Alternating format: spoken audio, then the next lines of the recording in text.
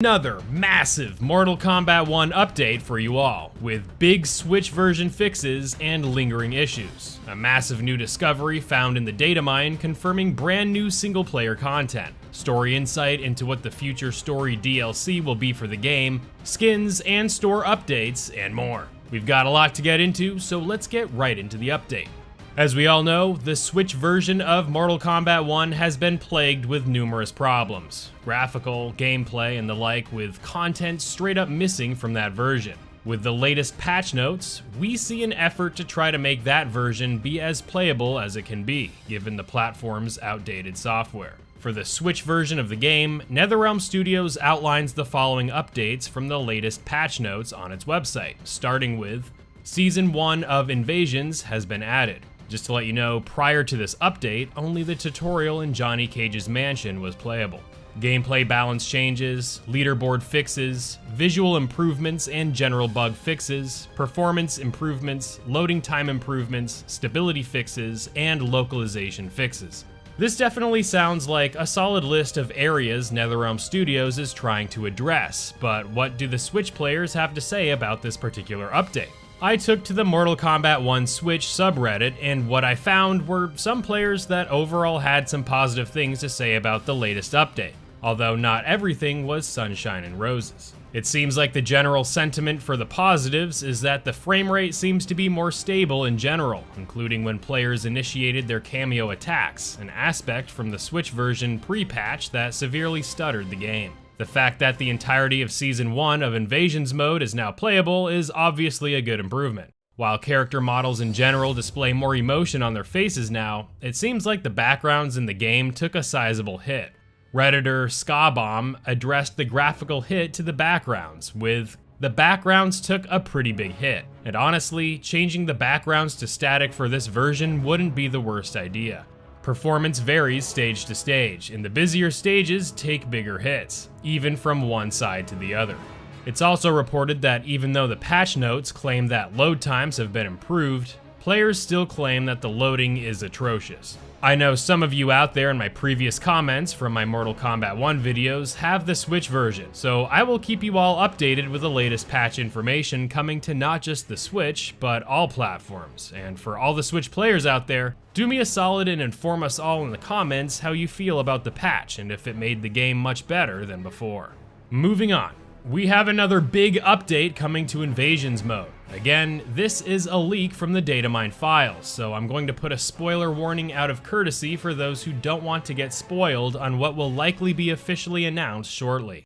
Alright, so while we know that Season 2 of Invasion mode will feature Nitara with the blood element, it looks like instead of Sub-Zero being the headliner of Season 5, he will now be the star of Season 3.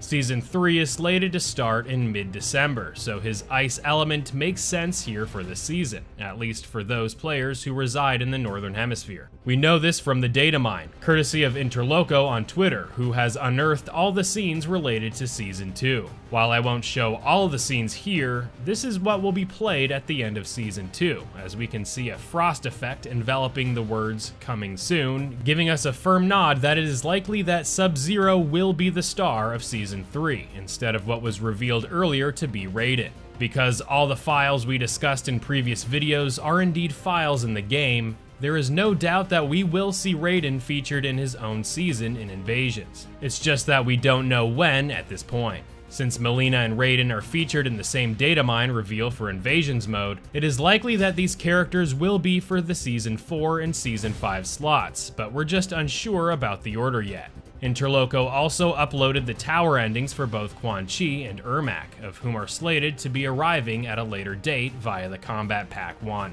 For those of you unaware of what was further found within the datamine files, earlier this month, data miners like Interloco and the Thinny on Twitter discovered that there are plans to include a massive expansion to the game's story mode. This expansion will be similar in length to that of the Aftermath story DLC for Mortal Kombat 11, introducing a variety of new fighters, stages, and some more story cutscenes with it.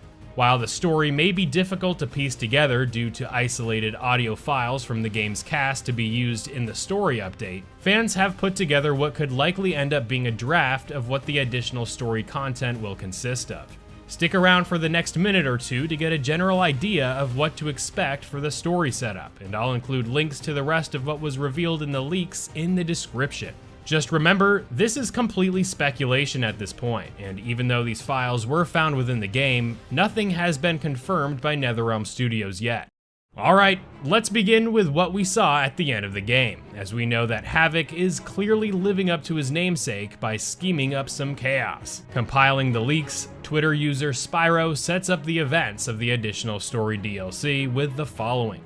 Titan Havik is trying to chaosify all the realms. This Havik originates from Chaos Realm and acts a lot like Havik from the Mortal Kombat 10 comic series. Sub-Zero and his cyberized Lin Kuei bust Shao, Reiko, and Shang Tsung out of Outworld Prison and attack Kuai Liang's wedding with Harumi in an attempt to wipe out all of Earthrealm's champions in one fell swoop. They fail, and Bihan is captured.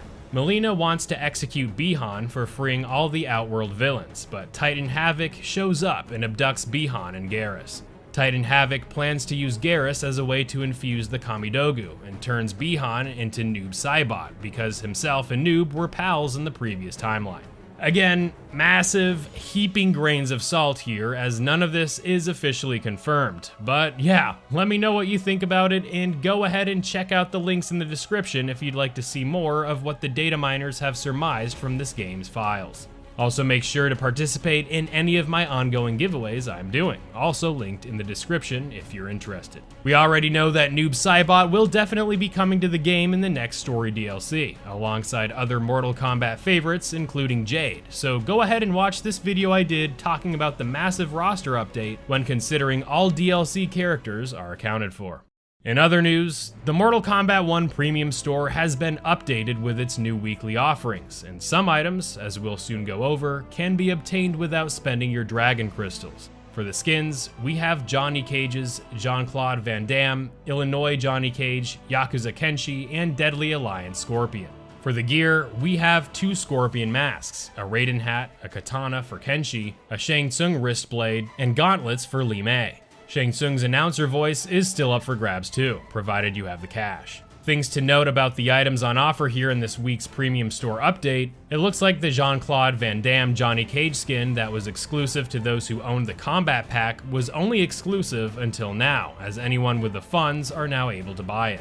Do note that the Illinois Johnny Cage and the Yakuza Kenshi skins are available via the Shrine, so try to avoid spending your Dragon Crystals on these skins if you have the time to get it randomly from the Shrine. Kenshi's Abira Katana can also be obtained via Invasion Mode as well. As for the Deadly Alliance Scorpion and Shang Tsung's announcer voice, they are only available through the Premium Store for now, but I will, of course, inform you all if these coveted items can be obtained without spending the Dragon Crystal currency. And that's all I got for you today in this update. Make sure to watch this video for more insight into the huge updates coming to Invasion Mode real soon, and stay tuned to the channel for all the latest with Mortal Kombat 1. Have a good one out there, and I'll see you real soon in the next one.